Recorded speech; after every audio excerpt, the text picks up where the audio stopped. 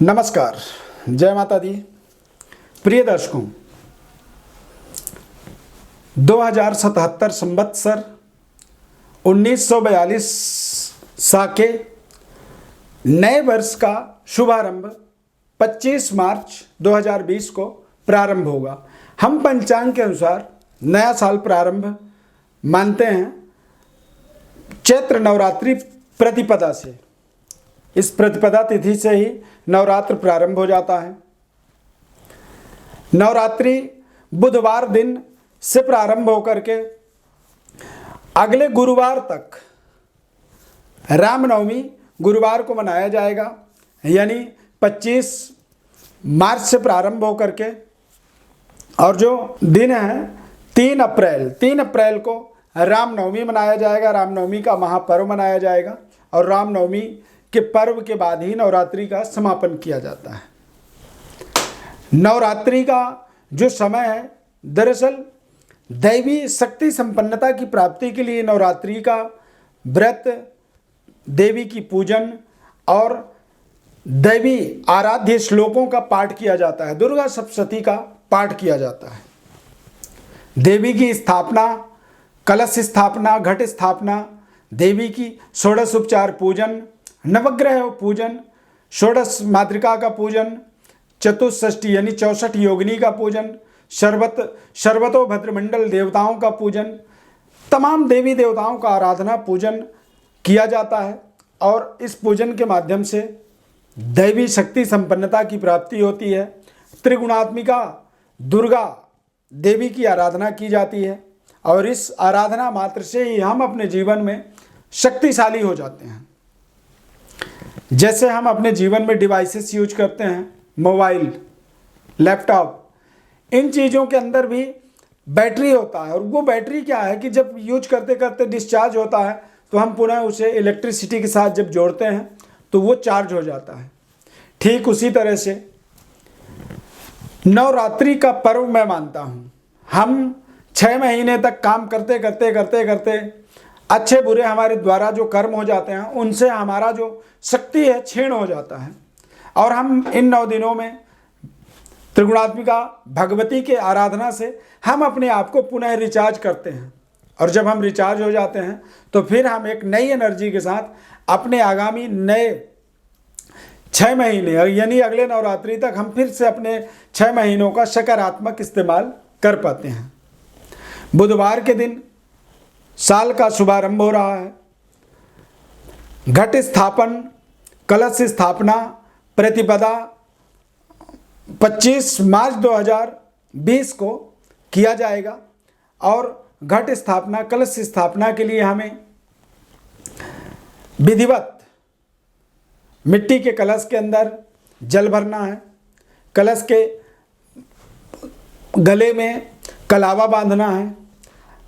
पंच पल्लव, आम के डाली को, पल्लव को जो है उसके अंदर रखना है। उसमें एक चांदी का सिक्का, अरोली, अक्षत, पुष्प, एक सुपारी और ये सब उसमें डालना है। और डालने के बाद उसमें थोड़ा गंगा जल डालेंगे, पंच पल्लव रखेंगे और उसके ऊपर एक नारियल को लाल कपड़े से लपेट करके उस नारियल को उसके ऊपर स्थापित करेंगे। भगवती का एक चौकी बनाएंगे और उसमें माता रानी को स्थापित करेंगे। उसके अंदर यदि आपके पास व्यवस्था है तो आप अलग अलग षोडश नवग्रह, षोडश मातृका, शर्वतो भद्र, सप्त घृत मातृका और 64 योगिनी का स्थापना करें। क्षेत्रपाल देवता का स्थापना करें और जब ये सब स्थापित हो जाएं उसके बाद भगवती का विधिवत षोडश उपचार पूजन आपको करना चाहिए। मैं आज आपको पूजन का विधि बता देता हूँ। पूजन किस तरह से करना चाहिए। पूजन के लिए सबसे पहले तो आपको अपने आराध्य देवी यानी भगवती दुर्गा की प्रतिमा को, मूर्ति को अपने सामने स्थापित करना चाहिए और स्थापित करने के बाद सबसे पहले आप आवाहन करें। हाथ में अक्षत पुष्प लेकर के यानी चावल और फूल लेकर के भगवती का ध्यान करें और ध्यान करने के बाद उसे उनके चरणों में समर्पित कर दें।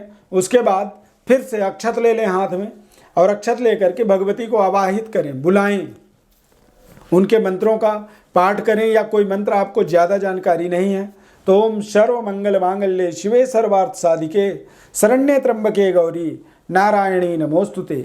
इस मंत्र का पाठ करके आप उनको आवाहित करें और आवाहित करने के बाद सुंदर पुष्पों का फूल को हाथ में रखें और हाथ में रख करके उनके बैठने के लिए एक पुष्पासन समर्पित कर दें।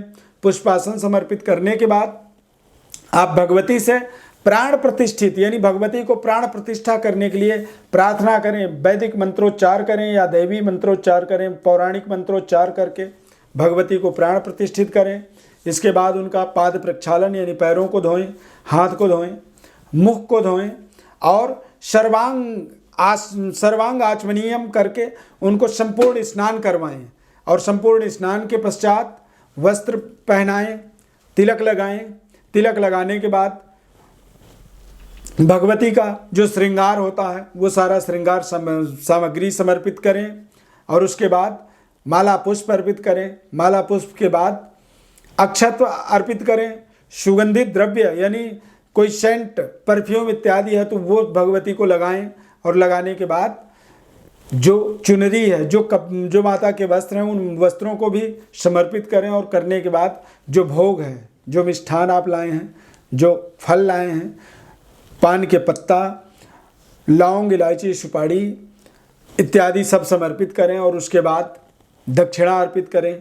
दक्षिणा के बाद भगवती को पूर्ण फल प्राप्ति के लिए विशेषार्घ्य अर्पित की जाती है। माता रानी का जो ध्यान करने का मंत्र होता है, खड्गम चक्र गदेषु चाप परिघान छूलम भुसुंडिम शिरः शंखम संदधतीम करे स्त्रिनयनाम भूषांग सर्वांगवृता।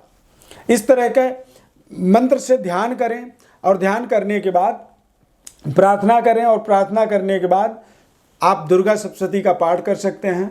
हम आगे आपको देवी कवच, अर्गला, कीलक स्तोत्र तथा सिद्ध कुंजिका स्तोत्र का अलग अलग करके अपने नेक्स्ट वीडियो में आपको बताएंगे।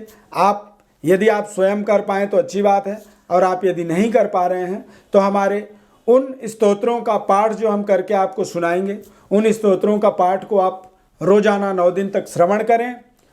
देवी कुंजिका, सिद्ध कुंजिका स्तोत्र का पाठ का श्रवण करने से संपूर्ण दुर्गा सप्तशती के फल की प्राप्ति हो जाती है।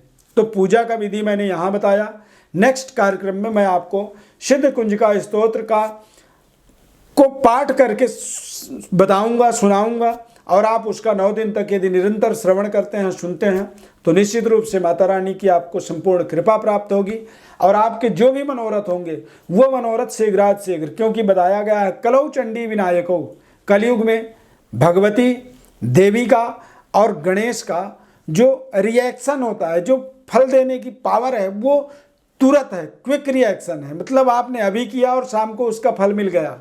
तो जब आप करेंगे, श्रवण करेंगे, सुनेंगे, पाठ करेंगे और अपनी जो भी यथाशक्ति विधिवत आप जो पूजा करेंगे उनका आपको शीघ्रात शीघ्र फल जरूर मिलेगा। माता भगवती की अपार कृपा आपके जीवन में बनी रहे, ऐसी शुभकामना के साथ इस नए साल के ढेर सारी शुभकामनाएं आपके जीवन में। और माता भगवती कृपा के माध्यम से आप अपने जीवन में जो भी अरिष्ट कष्ट, परेशानी, कठिनाई हैं, उन कठिनाइयों का निराकरण आप प्राप्त करें और भगवती कृपा आपके ऊपर सदैव, आपके संपूर्ण परिवार के ऊपर सदैव बनी रहे। सद्बुद्धि की प्राप्ति हो, धन संपदा, यश, कीर्ति, मान सम्मान की प्राप्ति हो, ऐसी शुभकामना के साथ धन्यवाद। जय माता दी। हमारे साथ जुड़े रहें, निरंतर हमारे साथ आप टच में रहें। हम आपके जीवन में तमाम ऐसे जानकारियों को शेयर करते रहेंगे, आपको जानकारी देते रहेंगे। जय माता दी।